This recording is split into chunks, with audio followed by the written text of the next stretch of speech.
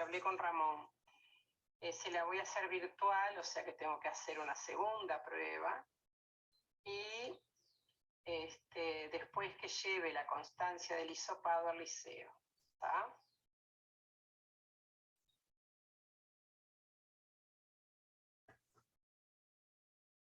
Bueno, les digo por si a alguna le pasa. Hablé con Ramón. Se la voy a hacer virtual, o sea que tengo que hacer una segunda prueba. Y después que lleve la constancia del hisopado al liceo. ¿Está?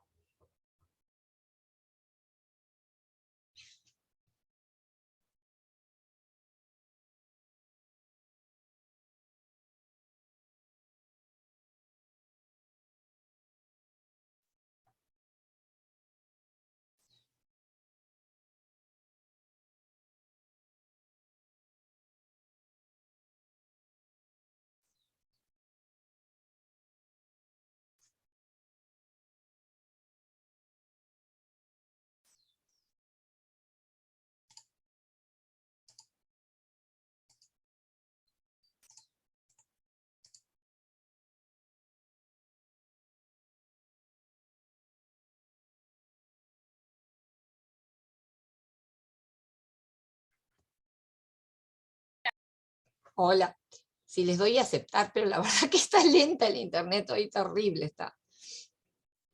Está tremendo esto. Bueno, sí, escucho dudas.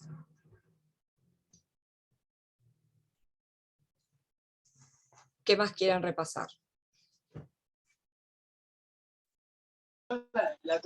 ¿Pero qué? Nervioso. ¿Cómo? Perdón, pero...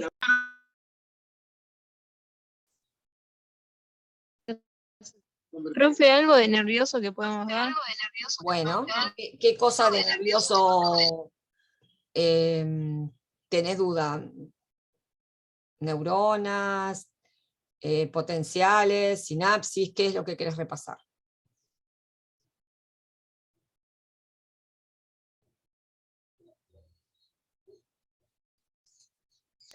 ¿Neurona, profe?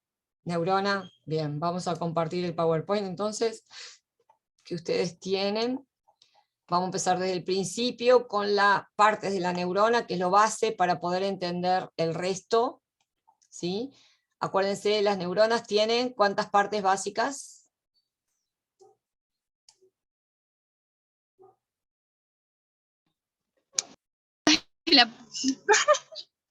Tres, profe, ¿no? En realidad son dos. Uno es el soma y otras son las prolongaciones. Y dentro de las prolongaciones hay dos tipos de prolongaciones. Unas que son las dendritas, que son las que reciben, son prolongaciones aferentes, y otra única, que es eferente, o sea, es la que transmite, que es el axón. ¿Sí? Las dendritas, a diferencia del axón, pueden ser una o pueden ser muchas. Lo que tienen las dendritas es que son ramificadas prácticamente desde su arranque. Vieron que son totalmente ramificadas.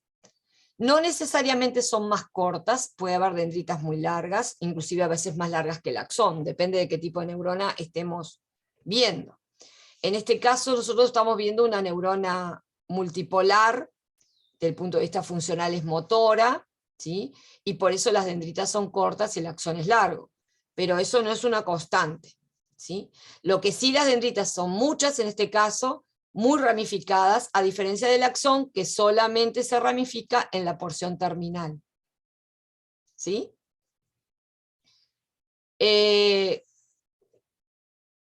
¿Cómo me doy cuenta histológicamente que se trata de dendritas y no de axón? Acá, por ejemplo, tengo una vista al microscopio con tinción de Nys, y vemos justamente que esas manchitas violetas que hay dentro del cuerpo de la neurona corresponden a los cuerpos de Nys, que son gránulos que se ven, que corresponden al microscopio electrónico al retículo endoplasmático rugoso. Si observamos en las dendritas hay esos cuerpos de Nys, pero si observamos en el axón no hay ningún cuerpo de Nys. ¿Sí? Entonces eso nos da la pauta cuál de las prolongaciones es el axón porque después vieron que con esta tinción no puedo ver muy bien las prolongaciones. Es más bien esta tinción para ver el soma y no las prolongaciones. Pero sin embargo, la ausencia del cuerpo de Nis nos revela cuál es la prolongación axónica. ¿Qué cosas importan del soma? Bueno, el soma es la parte de la neurona donde está el núcleo y donde se encuentran la mayor parte de los organelos. En él hay abundantes mitocondrias, aunque también vamos a ver mitocondrias acá en los botones sinápticos, pero muchas mitocondrias también tiene el soma. Y lo que abunda en el soma son dos estructuras citoplasmáticas importantes, que son el retículo endoplasmático rugoso, que constituye los cuerpos de Nis, ¿sí? Y las neurofibrillas, que son parte del citoesqueleto, que son las que le permiten mantener la forma a esta célula, ¿sí? La forma y las prolongaciones a esta célula. Después tiene todos los demás organelos que tiene cualquier célula, pero los tiene como cualquier célula normal, o sea, no hay gran desarrollo de ellos, o sea, son para su subsistencia más que para la función que cumple como neurona, ¿no? El retículo endoplasmático rugoso, se acordarán que cumple las funciones de sintetizar proteínas, porque está lleno de ribosomas asociados que fabrican proteínas que son vertidas a las cisternas del retículo, y ahí pueden ser modificadas esas proteínas y luego son distribuidas a través de vesículas que pueden ir al Golgi o al citoplasma, ¿verdad? Y muchas de ellas, de esas proteínas que se fabrican, son los neurotransmisores que esa neurona va a utilizar, ¿sí? En todos los procesos de síntesis se requiere mucha energía, por eso la explicación de todas las mitocondrias que hay, y además el hecho de que esta célula tenga prolongaciones es muy importante, porque esas prolongaciones del citoplasma son las que le permiten hacer llegar el impulso nervioso a lugares distantes de donde se genera, ¿sí? Por eso la presencia del citoplasma... Profe. Sí. No te Sí. escucho. ¿Te escucho? Profe. Sí, te escucho. ¿Cómo es esto? Nosotros ya sabemos esto de la parte de la neurona y la fisiología y la anatomía, ¿viste? Sí. El tema es que podemos cambiar tipo de tema. Sí. Me lo perdieron ustedes nervioso. Yo no. Voy a demanda. No, sí, es que está. Decir que ya sabes. Esto ya... ¿Podemos cambiar a endocrino? Sí. ¿Qué parte de endocrino quieren ver? Hipófisis. Hipófisis. Bien. Las Hipófisis. glándulas. La glándula hipófisis. ¿Del punto de vista anatómico o del punto de vista histológico? Histológico. Sí, histológico, profe. Histológico. Bueno, nos vamos a la histología entonces. Voy a dejar de compartir esta pantalla. A ver, dejo compartir esta pantalla y me voy al Histology Guide a ver la histología. A ver, ¿dónde está el Histology Guide?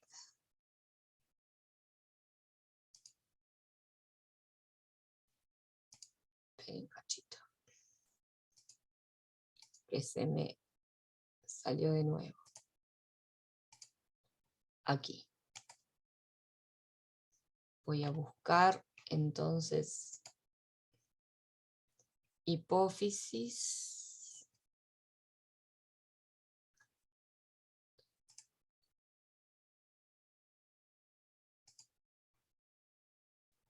Y ya comparto.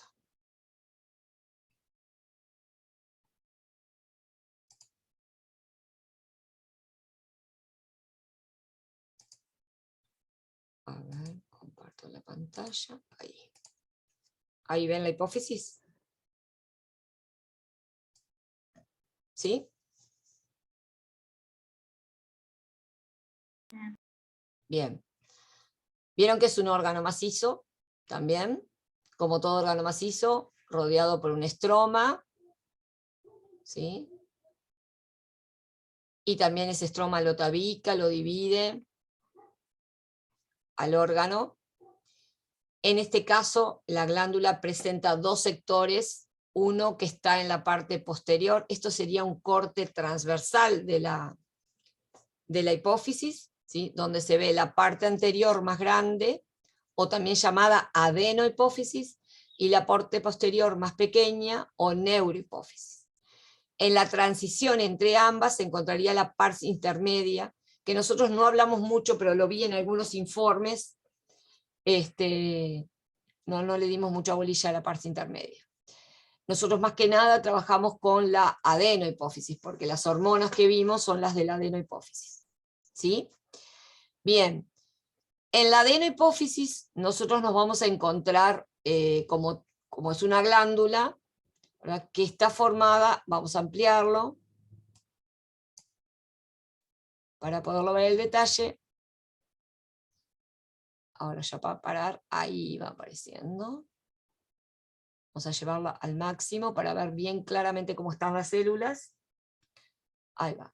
Si ustedes se dan cuenta, están formadas por grupos de células, todas juntas, por lo tanto me está dando la pauta que estoy observando qué tejido.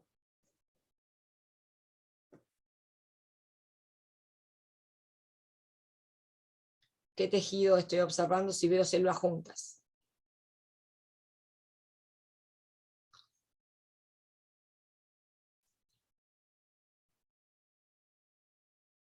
A ver, chicas. Características básicas de los tejidos, células juntas.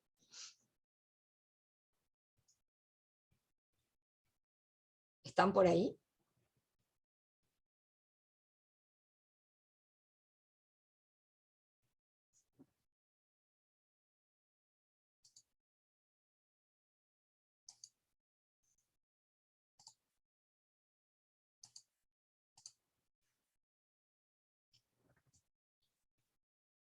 ¿Me están escuchando?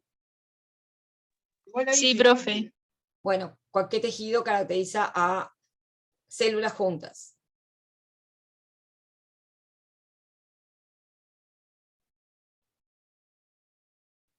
De los 4 tejidos básicos animales, ¿cuál es el que tiene las células juntas?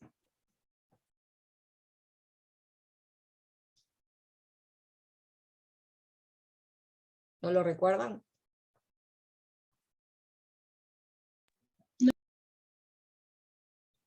El tejido epitelial. Este es un tejido epitelial. Los tejidos epiteliales se caracterizan por tener las células juntas, ser avascular, No sabíamos ir eso. estar asociados a un tejido conjuntivo. Y bueno, justamente si ustedes observan en la imagen, tienen un grupito de células juntas y alrededor hay espacios, o sea que este tejido, ¿cuál es? El que está alrededor de estos grupitos de células. Miren, acá hay grupitos de células más grandes. Y acá también. Pero todo alrededor hay tejido de células separadas y con fibras. Esto es un tejido conjuntivo, ¿sí? Entonces, nos damos cuenta que es un tejido epitelial porque las células están juntas, pero sabemos que es un tejido epitelial glandular porque no se encuentra en una superficie tapizando, revistiendo o recubriendo, sino que se encuentra rodeado por un conjuntivo. Por eso decimos que el conjuntivo es adyacente y no subyacente, ¿sí? Está todo alrededor, ¿sí?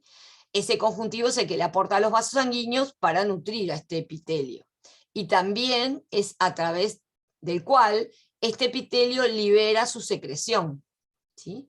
Que es generalmente una secreción entonces endocrina, ¿verdad? Porque no se libera a través de un conducto excretor, sino que se libera a través de los capilares sanguíneos que ingresan por el conjuntivo. Entonces sabemos que es un epitelial glandular endocrino, ¿sí? Dentro de los endocrinos tenemos que ver la disposición de las células epiteliales. Y bueno, como vimos, son grupitos de células. Se dice que es una disposición en conglomerados de células. ¿De acuerdo? Dentro de ese grupito de células, como pueden ver, no todas las células son iguales, ¿sí? Vamos a ver los grupitos de células. Vieron que hay varios grupitos de células, estos serían los conglomerados de células, y no todas las células son iguales. Hay algunas células que tienen mucho color, ¿sí? Y otras, como esta, por ejemplo, que no tiene casi color. Lo único que se ve teñido son los núcleos de violeta, pero el citoplasma acá se ve blanco, ¿sí?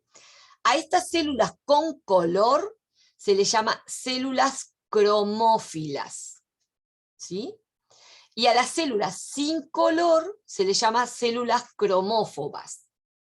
Es decir, no es que no se tiña nada, se tiñe el núcleo, pero el citoplasma apenas se tiñe y se ve de color blanquecino o muy levemente rosa. En este caso lo vemos bien blanco, ¿sí? Y no se ve nada más que el núcleo, ¿sí? Esas son las cromófobas. Ahora, dentro de las cromófilas, nosotros tenemos las acidófilas. Vamos a buscar un lugar donde veo muchas acidófilas, ¿sí? ¿Vieron cómo se caracterizan las acidófilas? Un núcleo violeta y el citoplasma bien rojo, ¿sí? Es teñido por la eosina, ¿sí? Es un citoplasma entonces acidófilo, acepta el colorante ácido, que es la eosina. Entonces, este tipo de células se les llama acidófilas. Son cromófilas acidófilas. ¿De acuerdo? Hay otras que en vez de aceptar la eosina, aceptan más la hematocilina, que es el colorante básico. Y nos vamos a encontrar que, vieron que el citoplasma está teñido de un color más bordó, más tirando hacia el violeta, no tan rojo como el que tengo acá. ¿Ven? Esta sería una acidófila y esta una basófila. Acá ven bien la diferencia, ¿sí? Acá aceptó la hematocilina que tiñe de violeta, entonces el citoplasma quedó más intensamente teñido de un color más púrpura que las acidófilas. Estas serían las cromófilas basófilas. Al microscopio óptico nosotros no podemos distinguir qué hace cada una de ellas, ¿sí? Si viéramos estas células al microscopio electrónico, veríamos diferencias tan importantes que nos permitirían saber cuál es la hormona que produce cada una de estas células, ¿sí?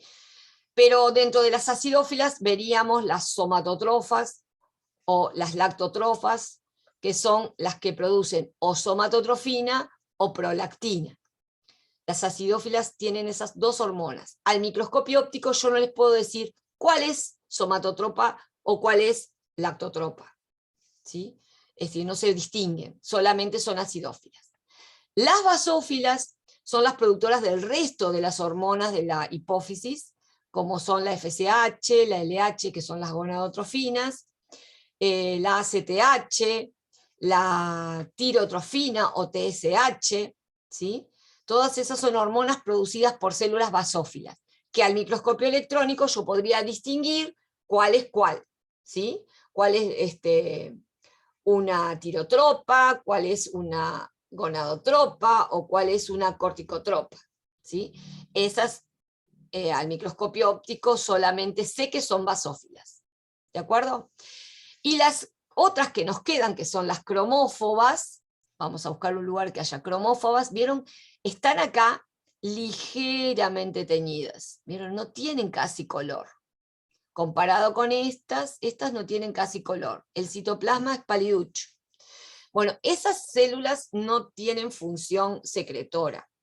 Se las considera células de reserva, ¿sí? Son células de reserva. Están presentes y cuando alguna de estas otras células, ¿verdad?, cromófilas, se muere, estas cromófobas se diferencian en las cromófilas, ¿sí? Y estarían como ahí apostando a que siempre exista la glándula, ¿sí? Bueno, esto sería del punto de vista histológico, la glándula hipófisis. Bien que hasta menor aumento yo puedo saber cuáles son las cromófilas acidófilas y las cromófilas basófilas, ¿vieron las diferencias de color?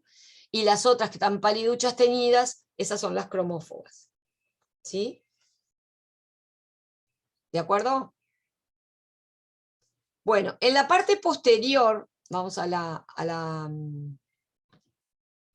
¿cómo que se llama? A la neurohipófisis, ¿sí? Vamos a encontrar un montón de células, todas ellas son neuronas ganglionares modificadas. Vamos a verlas a mayor tamaño para ver que tienen prolongaciones. y reciben el nombre de pituicitos.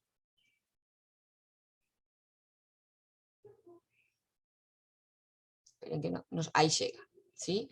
Hay muchas células chiquititas que inclusive tienen los núcleos muy parecidos a los que vimos en las glías, porque son glías, en definitiva.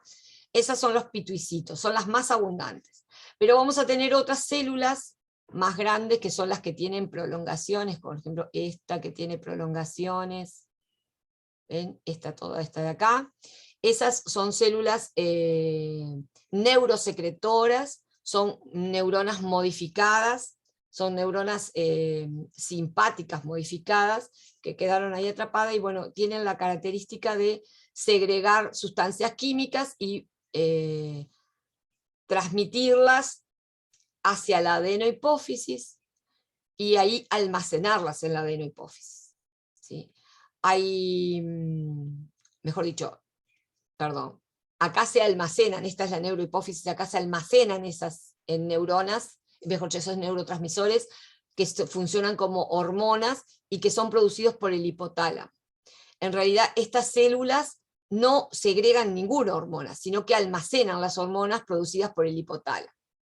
Son dos hormonas producidas por el hipotálamo, una es la oxitocina y la otra es la vasopresina, y la neurohipófisis tiene como misión almacenar esas dos hormonas. A ver, vamos a ver un cuerpo de esas neuronas almacenadoras, acá la vemos, llena de gránulos en su interior, donde se almacenan esos neurotransmisores que segregaron las células del hipotálamo, y que van a ser después vertidos a la sangre y actuar como hormonas. ¿Sí? Acá vemos otra. ¿Sí? Vieron que son más grandes estas células llenas de prolongaciones que las otras que aparecen alrededor, que son los pituicitos. Acá tienen las prolongaciones de estas grandotas. Miren, todas estas son prolongaciones de estas células, que son neuronas modificadas. ¿Sí? Bueno, eso fue lo que vimos de hipófisis. En realidad el mayor detalle lo vimos en adenohipófisis, ¿sí? Que es una glándula con conglomerados celulares. Bien, otra glándula que vimos, ¿alguna pregunta con respecto a hipófisis? No. ¿No? Bueno, entonces vamos a ir a la otra glándula que tengamos. A ver dónde salgo de acá. Tengo que ir para atrás, aquí. Las endocrinas. Podemos ver tiroides. ¿Sí? Tiroides también, una glándula, un órgano macizo. Aquí en este preparado se puede observar mejor el estroma bien de rosado, que no solamente rodea a la glándula formando la cápsula que tiene toda glándula, sino que también podemos ver en el interior cómo lo divide. En este caso, esas divisiones internas reciben el nombre de trabéculas. Vamos a ampliarla para verlas. A las trabéculas, ven que se ven bien claramente divisiones del parénquima realizadas por el estroma. Todas estas divisiones en rosado son las trabéculas, y dentro de cada trabécula, o sea, rodeando, todo lo que rodea esas trabéculas es el parénquima de la glándula, que está formado por unas estructuras esferoidales de diferentes tamaños, que ahora cuando llegue la imagen lo vamos a ver con precisión, que son los folículos, ¿sí? En este caso, el epitelio glandular lo reconozco porque son células juntas, dispuestas en una sola capa, o sea que es un epitelio simple, de forma cúbica, bien redondeado los núcleos, que rodean una cavidad interna, o sea que es como que esta glándula está hecha de muchas pelotitas huecas, ¿sí?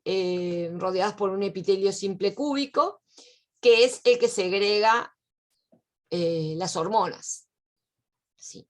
En este caso, esto que está teñido rosado en el centro de la cavidad del folículo, es la secreción de una proteína base para fabricar la hormona tiroidea, las hormonas tiroideas, que se llama tiroglobulina o TGB, que es lo que se almacena aquí en el folículo.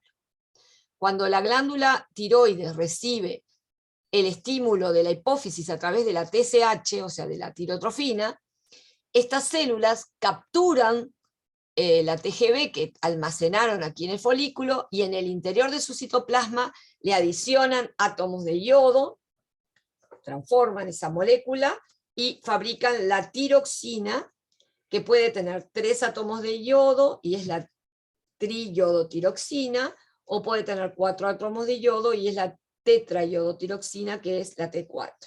¿Sí? Y, es decir, que lo que hacen en primera instancia es almacenar la proteína base con la que van a fabricar esta hormona. ¿Sí?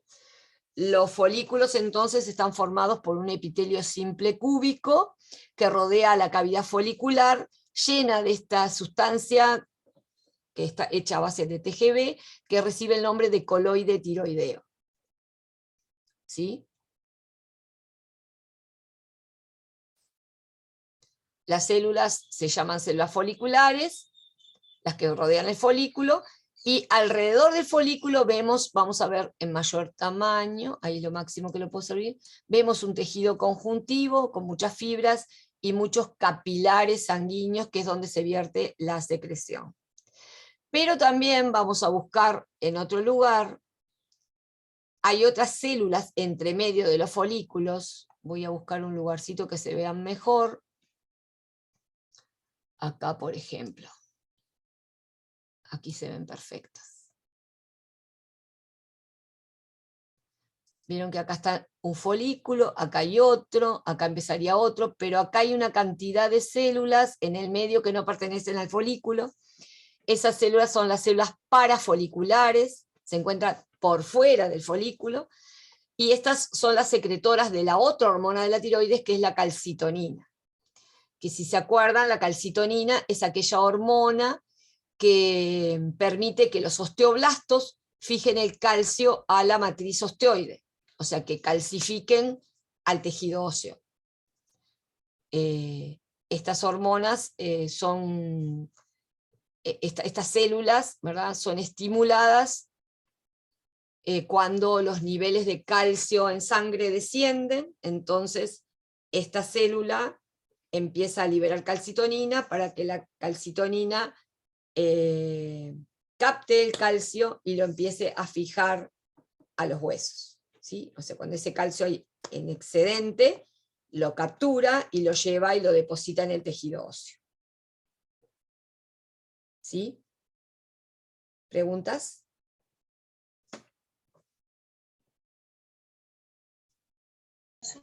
Profe, nos tenemos que ir, tengo práctico ahora de física. Bueno, Pero se entendió. bueno, cualquier duda que tengan me preguntan por el WhatsApp. Gracias. Bien, bárbaro. Bueno, nos vemos.